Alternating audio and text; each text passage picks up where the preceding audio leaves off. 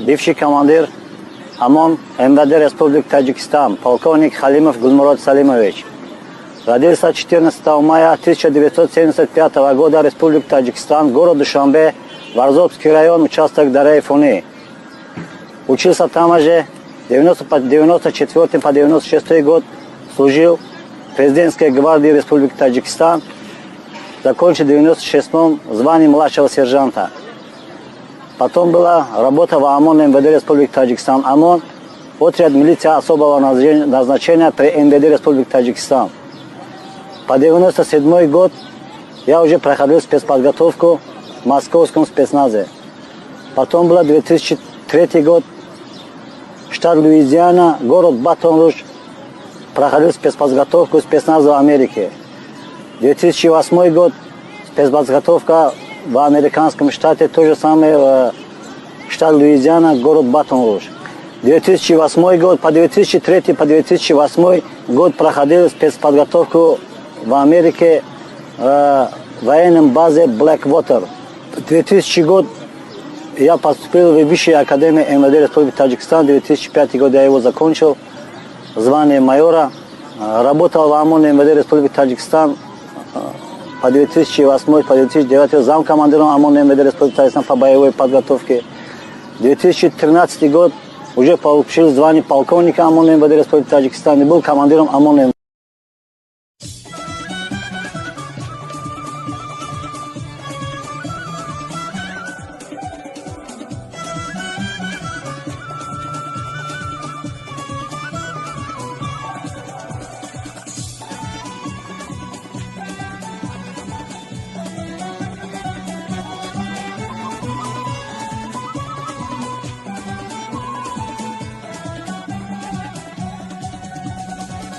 تاجیکستان با همه درد و غمایت از منی با گذشتی دور با این روزهایت از منی ابتدا شد از همان روز که نام و هستیم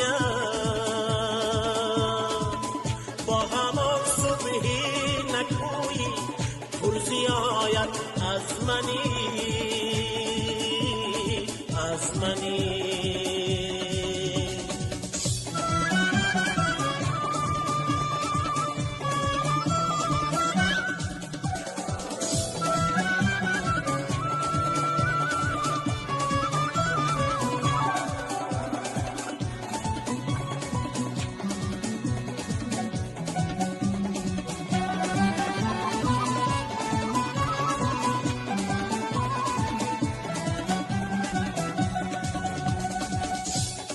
نقشه کرده خاکی سینه را دریای دل با خروشی رونهای پرسقایت از منی تار دل با سبتهایت هم نوا باشد مدام با دلی پهنا و پاک مصطفایت از منی از منی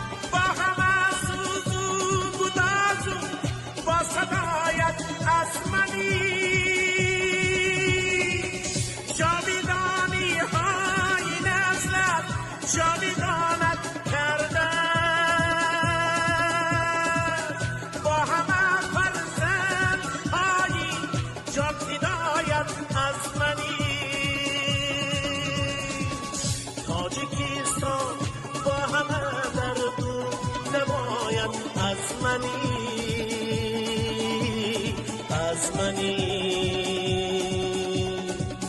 تاجیکستان با همه درد و دوایت از منی، از منی. تاجیکستان با همه درد و دوایت از منی.